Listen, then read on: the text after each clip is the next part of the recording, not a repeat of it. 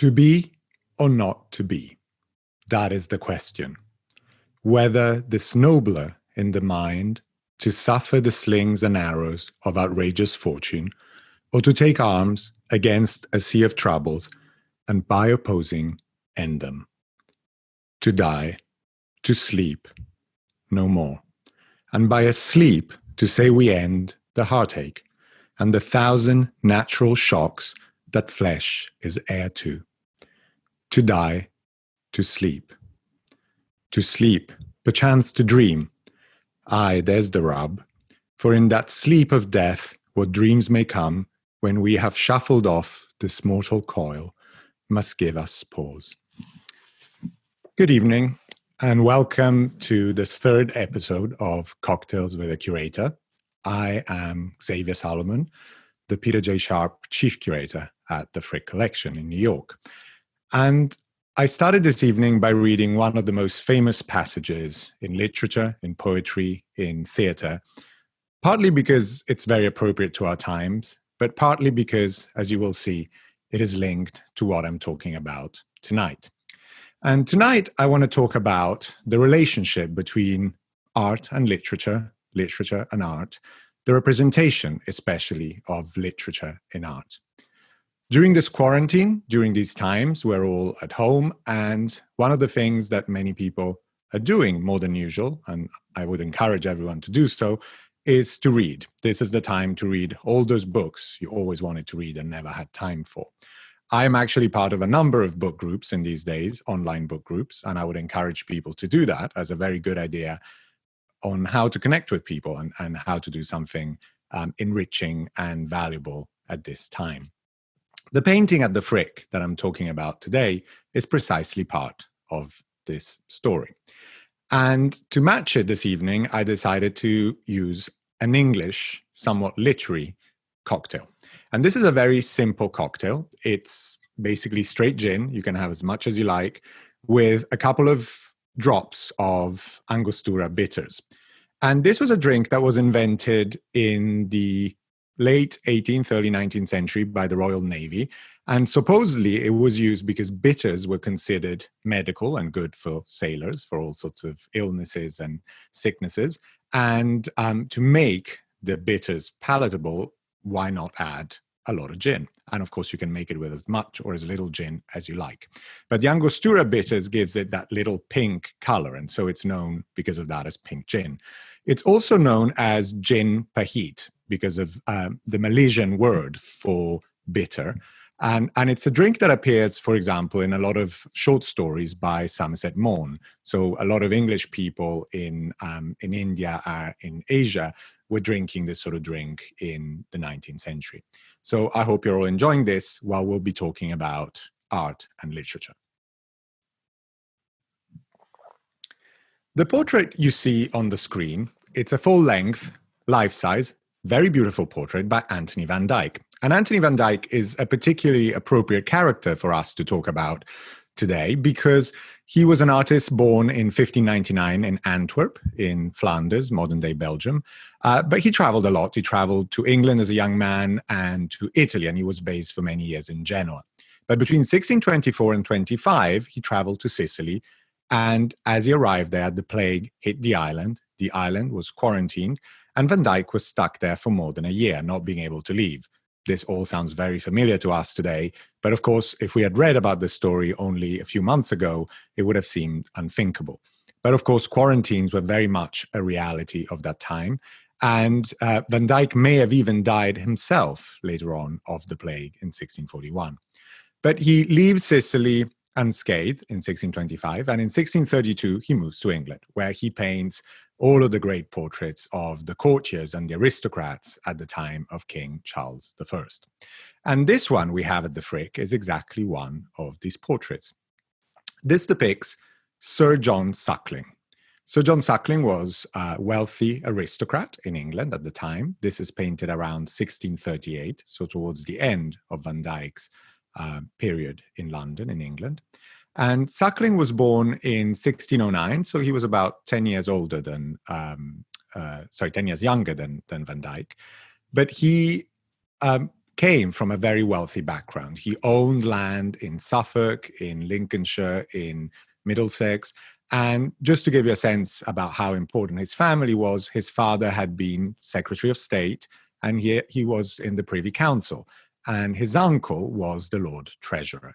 So he comes from absolute privilege as a background. And he was well known at the time for a number of reasons. He studied at Cambridge, but then fought in the army, and he fought in Germany, in the Low Countries, on the Scottish border. He traveled extensively and visited the continent. He visited Germany and France and Italy, visiting many of the cultural sites of the time. Van Dyck encounters him at the court of Charles I, and here's one of the famous self-portraits by Van Dyck with the sunflower, showing him more or less around the time he met Suckling. Suckling is described by John Aubrey in his lives, his brief lives. He describes him in quite some detail, and the description matches exactly what we see in the Van Dyck portrait. Aubrey says that Suckling was of middle stature and slight strength, brisk round the eye, reddish-faced and red nose, ill liver, his head not very big, his hair a kind of sand colour, his beard turned up naturally, so that he had a brisk and graceful look. Now, Suckling was known for two main reasons, apart from being a soldier and an aristocrat, but he was known for being a great philanderer, for a great card player, and spending his money very generously. He was a bit of a character from all the accounts we have of the time. But he was also a poet. And he published a number of fairly good poems, including poems with titles such as I Prithee, Send Me Back My Heart, or another one that was called Why So Pale and Wan, Fond Lover. But in 1638, exactly at the time where he is sitting for this portrait, his great play, Aglaura, which is set in Persia, is first performed in London. And probably the portrait is somewhat related to Suckling's greatest theatrical success. Suckling appears in a landscape surrounded by these strange rocks that give way to this beautiful landscape in the background. You see mountains, you see a few shrubs and trees and plants in the background. But he is wearing a very strange outfit. This outfit is not the outfit that someone like Suckling would wear at court, but it's a fancy dress outfit. It is made out of a bluish tunic, a sort of indigo tunic, that is then covered with a red mantle. And he has very odd boots that, again, are somewhat fanciful in their design, in their look. Now, this is a very specific type of costume, which relates to the theatre, and it may relate to his play Aglaura, where we know the costumes were paid for by Suckling and were incredibly glamorous and very expensive. These, for example, are two costume designs by the architect and designer Inigo Jones from around the same time, and give you a sense of the same sort of strange boots and strange cloaks and weird outfits, which were considered to be, in some ways, Arcadian in style. So Arcadia was this mythical land in Greece of poetry and of solitude. And so many poets at the court of Charles I refer to this Arcadian idea. Now, the portrait is also accompanied by an inscription, a Latin inscription on the rock, which says, Nete quesiveris extra. Do not look outside yourself. So a very sort of philosophical addition to the portrait, and a symbolic one. But this portrait was not the only one. In the 1630s, Van Dyck painted at least two other portraits of English aristocrats that were of very similar type and look. And I would love one day to be able to see them all together and to focus on this idea of Van Dyck and Arcadian costume. This is the earliest of the three. It's in the National Gallery of Art in Washington, D.C., and it shows Philip Baron Wharton. This is painted in 1632, but you see again the rock behind it, and you see this Arcadian pastoral fancy outfit. He also holds this strange instrument, which was known as a houlette, or a shepherd's crook, shepherd's staff, and was a typical attribute of poetic shepherds in Arcadia at the time. The third of these portraits, instead, shows George Stuart, the Signor d'Aubigny, who was portrayed in around 38, exactly at the same time as John Suckling. He was the brother of the Duke of Richmond, and again, a very prominent aristocrat, also someone interested in poetry. And he is also set in this landscape with a little waterfall and roses and rocks. And there is also an inscription on the rock. Me firmior amor, says the Latin inscription. Love is stronger than I am. So probably referring to the secret marriage that he had just undertook with the daughter of the Earl of Suffolk. This was an episode which became quite famous. And so the inscription and the roses probably refer to this love link. But you see that the outfit, again, similar boots to Suckling, similar outfit. But again, he has the staff like Wharton.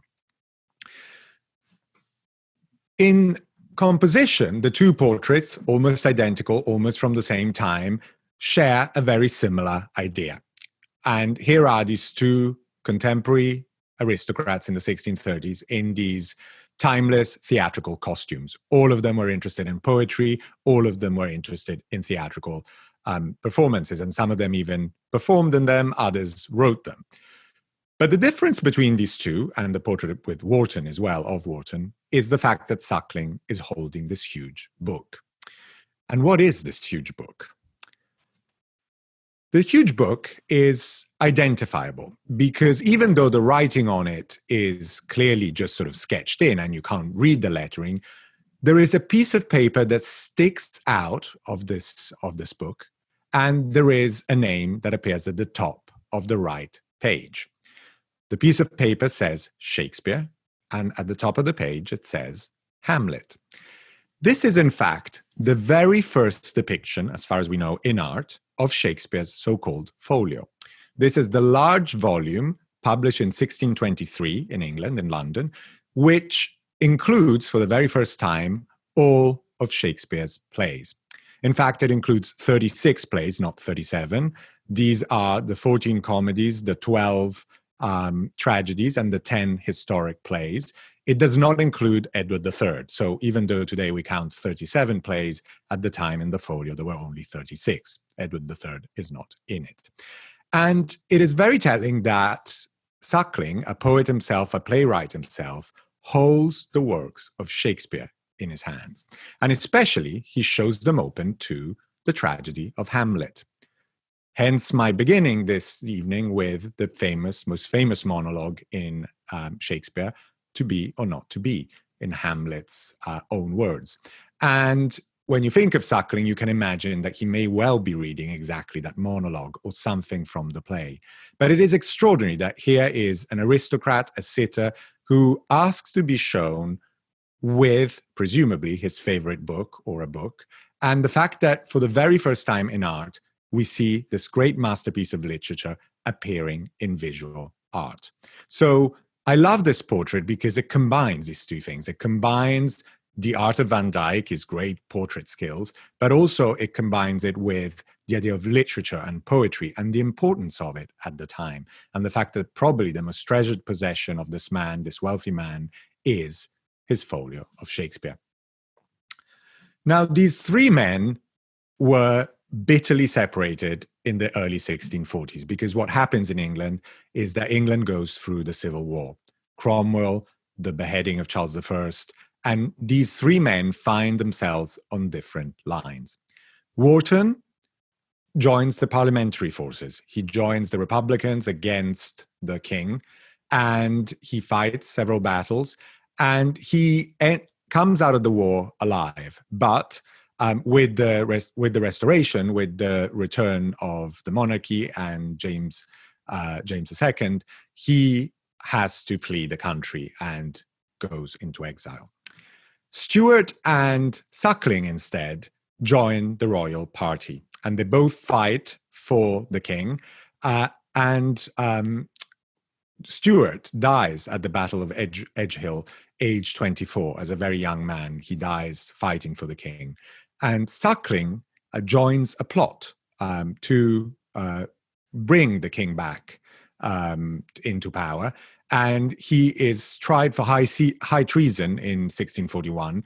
And because of that, he decides to flee the country and moves to France. Now, in France, Suckling is in debt. He is away from his connections with no money.